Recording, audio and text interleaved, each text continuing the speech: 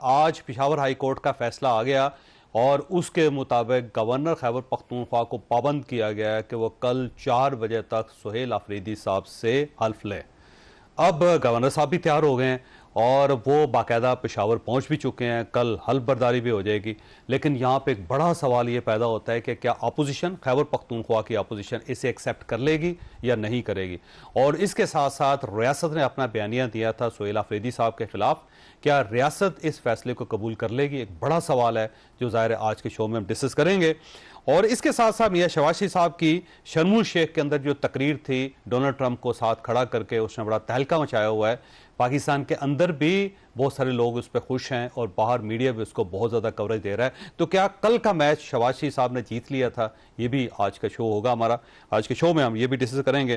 اور مولانا فضل الرحمان صاحب نے طالبان اور وفاق کے درمیان یعنی کہ پاکستانی گورنمنٹ کے درمیان صلح کروانے کا ایک عندیہ دیا۔ انہوں نے کہا جی کہ وہ صلح کرنا چاہتے ہیں، لیکن جس وقت مولانا نے یہ فرمایا اس وقت قرم ایجنسی کی طرف سے طالبان نے دوبارہ پاکستان کے اوپر حملہ کر دیا اور پھر دوبارہ وہاں پہ ایک جنگی صورتحال ہے۔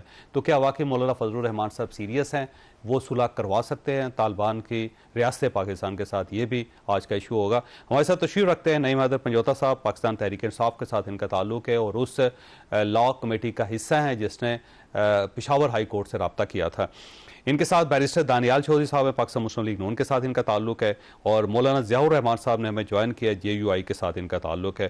مولانا آپ کی طرف آئیں گے، یہ فرمائیے گا سر، آج ظاہر ایک فیصلہ آ گیا پشاور ہائی کورٹ سے، کل آپ کا کیس ہے، تو آپ سہیل آفریدی صاحب کو قبول کرنے کے لیے تیار ہیں یا آپ سمجھتے ہیں کہ وہ قانونی اور دستوری CM نہیں؟ بہت شکریہ چودھری صاحب۔ دیکھیے، بات ہماری طرف سے سہیل آفریدی صاحب کو قبول کرنے یا نہ کرنے کی قطعاً ہے ہی نہیں۔ ہم نے کبھی بھی یہ نہیں کہا کہ جی سہیل آفریدی صاحب منتخب نہ ہو، یا یہ پروگریٹو جو ہے یہ تحریک انصاف کا نہیں ہے کہ وہ کسی کو بھی نومینیٹ کریں۔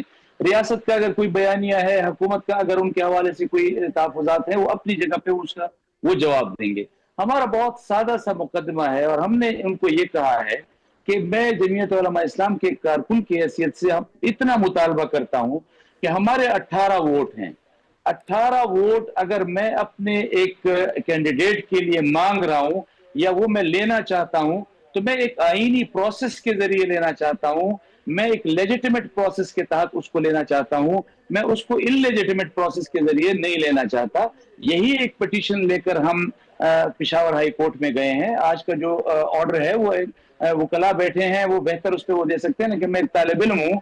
یہ ایک ایڈمنسٹریٹو گراؤنڈ پہ جو ہے وہ PTI نے ایک درخواست کی تھی جس کی بنیاد پر یہ فیصلہ آیا ہے۔ ویسے قانونی ماہرین تو یہ بھی کہتے ہیں کہ جب جوڈیشل سائٹ پہ ریٹ پٹیشن ہو گئی ہے تو اس کے فیصلے تک اس کو ہولڈ کر دینا چاہیے تھا، لیکن بہرحال عدالت ہے، وہ آزاد ہے، خود مختار ہے، ان کا فیصلہ آ گیا ہے۔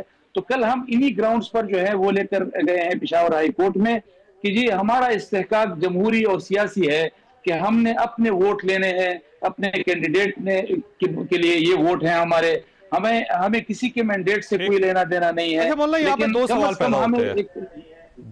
پیدا ہوتے ہیں، دونوں سوال آپ کے سامنے رکھ رہا ہوں کہ اگر گورنر صاحب فیصلے کو قبول کر رہے ہیں، وہ حلف لے رہے ہیں، تو پھر تو کوئی جواز نہیں بچتا، تو پھر اس کا مطلب یہ ہوا کہ گورنر اگر حلف لے رہے ہیں تو وہ بھی غیر قانونی حرکت کر رہے ہیں۔ اور دوسرا یہ ہے کہ سہیل آفریدی صاحب اگر کل حلف لینے کے بعد CM بن جاتے ہیں تو آپ انہیں بطور CM قبول کریں گے یا نہیں کریں؟ دیکھیں چودھری صاحب، پہلے سوال کا جواب تو یقینی طور پر اگر آج گورنر صاحب نے یہ بات کی ہے تو پشاور ہائی کورٹ کی ایڈمنسٹریٹو گراؤنڈز پہ ہونے والے فیصلے کی روشنی میں کی ہے، اور ایک عدالت کے فیصلے کے بعد ان کو یہی کہنا چاہیے اور اسی انداز میں آگے جانا چاہیے۔ لیکن ہمارا مطمع نظر جو ہے وہ کل کی ریٹ پٹیشن کی سماعت ہے۔ اگر پشاور ہائی کورٹ یہ سمجھتی ہے کہ جی یہ آئینی اور قانونی پروسیس ایڈاپٹ ہوا ہے تو پھر سر آنکھوں پہ، لیکن ہم سمجھتے ہیں تو ہم اس چیز کو عدالت میں لے گئے ہیں، کل انشاءاللہ اس کا پتہ چل جائے گا۔ اور یہ ہمارا جو مقدمہ ہے وہ یہی ہے، ہمیں کسی کے مینڈیٹ سے لینا دینا نہیں ہے کہ جی اگر آپ نے اس صوبے کو جس کا امن و امان مخدوش ہے، کہ جہاں گورننس کا جو صورتحال ہے وہ اس طرح بگڑی ہوئی ہے، تو اس میں کم از کم سیاسی طور پر یہ صوبہ جو ہے وہ متنازع نہ ہو اور ایک لیجیٹیمیٹ پروسیس کے ذریعے جو ہے یہ انجام تک پہنچے۔ ٹھیک ہو گیا۔ اچھا دانیال صاحب آپ کی طرف آنا ہے، یہ فرمائیے گا کہ وفاقی گورنمنٹ نے اور بلکہ ریاست پاکستان کے کچھ اداروں نے بھی سہیل آفریدی صاحب جو ہیں ان کو دہشت گردوں کا ساتھی قرار دیا تھا، دہشت گردوں کا سہولت کار قرار دیا تھا، اور جو وفاقی وزراء ہیں وہ ان کو میوٹنی کا شکار قرار دے رہے ہیں، یعنی کہ بغاوت پھیلا رہے ہیں، اور جو ان کی پہلی تقریر تھی اس کے اوپر وفاقی حکومت نے بڑا زبردست قسم کا بلکہ بڑا کلیئر قسم کا ایک رد عمل بھی دیا تھا۔ اب اگر کل سہیل آفریدی صاحب وہاں پہ سی ایم بن جاتے ہیں تو وفاق جو ہے کیا اب ان کو ایکسیپٹ کر لے گا یا نہیں کرے گا، اور ریاست کا کیا موقف ہوگا؟ بسم اللہ الرحمن الرحیم. تھینک یو جی for having me on the show. چوہے صاحب، جس طرح آپ نے بات کی پہلے بارڈر کی، میں اگر بات کروں، دیکھیں ہمارے روز جو ہے ہمارے بچے، ہمارے جوان جو ہے وہاں شہید ہو رہے ہیں پاکستان کے لیے اور اس ملک کے لیے اور اس ریاست کے لیے اپنی جان دے رہے ہیں، اس لیے کیونکہ ہم سب کو محفوظ رکھ سکیں، اس ملک کو محفوظ رکھ سکیں. اور ان بچوں کو جو مارنے والا ہے ان کے اوپر یا ان کے لیے یا ان کے حق میں کوئی بیان دے وہ ہمیں منظور نہیں، کسی صورت میں ہمیں منظور نہیں، اور نہ ہی ہمارے افواج کو منظور ہے اور نہ ہی ہمارے کسی اور ادارے کو منظور ہے. کیونکہ وہ جو لوگ ہیں جو ہمارے جوان اپنی جانیں دیتے ہیں، ان کے گھر والے، ان کی فیملیز، ان شہداؤں کے ورثہ یہ پوچھتے ہیں کہ کیا آپ بیٹھ کر ہمارے بچوں کے قاتلوں کے ساتھ نیگوشیٹ کر رہے ہو؟ کیا جنہوں نے ہمارے بچوں کو شہید کیا ہے اور روز شہید کر رہے ہیں، یہ نہیں کہ کوئی غلطی سے ہو گیا یا کچھ، روز کر رہے ہیں اسی سوچ کے ساتھ کہ پاکستان کو کمزور کریں اور ان کی جانیں لیں، اور آپ ان کے ساتھ بیٹھ کر کس صورت میں مذاکرات کر رہے ہو؟ اور وہ لوگ جو ان کو سپانسر کرتے ہیں یا سپورٹ کرتے ہیں ان کے ساتھ ہم کسی طور پہ آگے چلنے کے لیے تیار نہیں ہیں، ایٹ نو کاسٹ.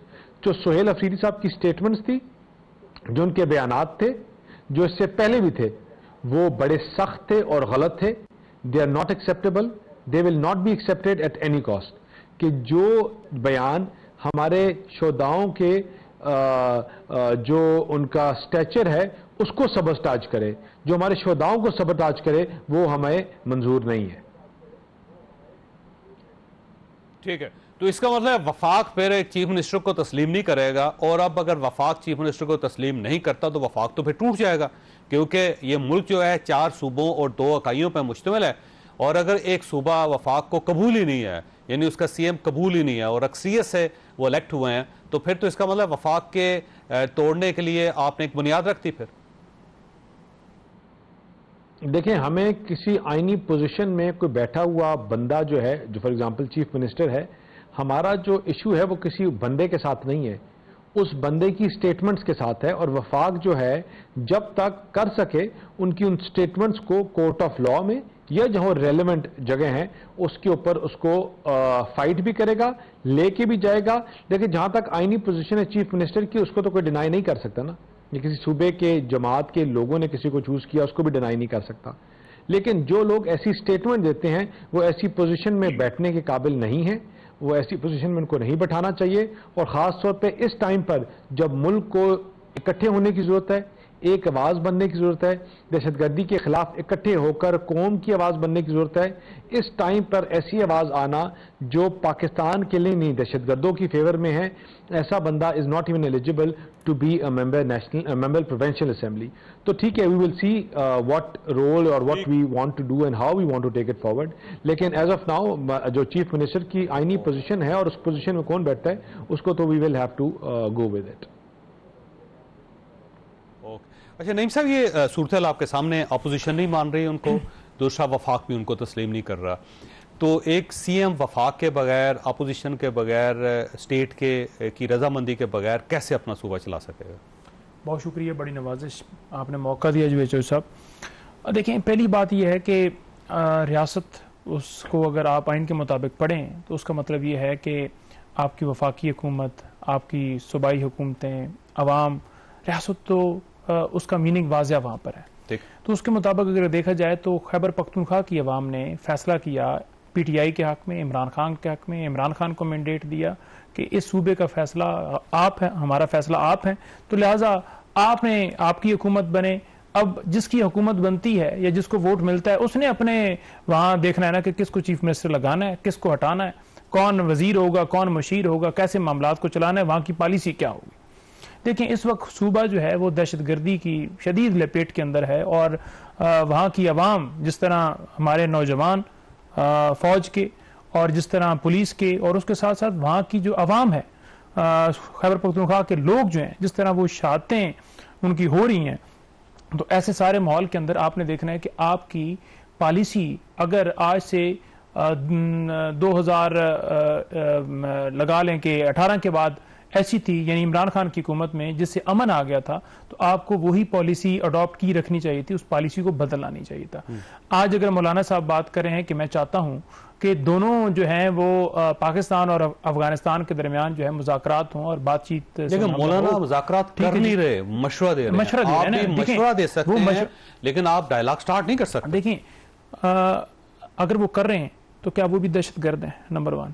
نمبر 2، وہاں عوام نے ہمیں مینڈیٹ دیا ہے، ہمیں بہتر پتا ہے کیونکہ ہم نے اس کو آزمایا ہے، اپنی حکومت کے اندر آزمایا ہے کہ یہ پالیسی آپ کی غلط ہے۔ اگر بات چیت یا جنگ سے ہی معاملات حل ہوتے ہیں، دہشت گردی بڑھتی ہے جنگ سے، جنگوں سے کبھی بھی مسئلے کا حل نہیں نکلتا۔ ہماری ان کے ساتھ فائٹ کیا ہے؟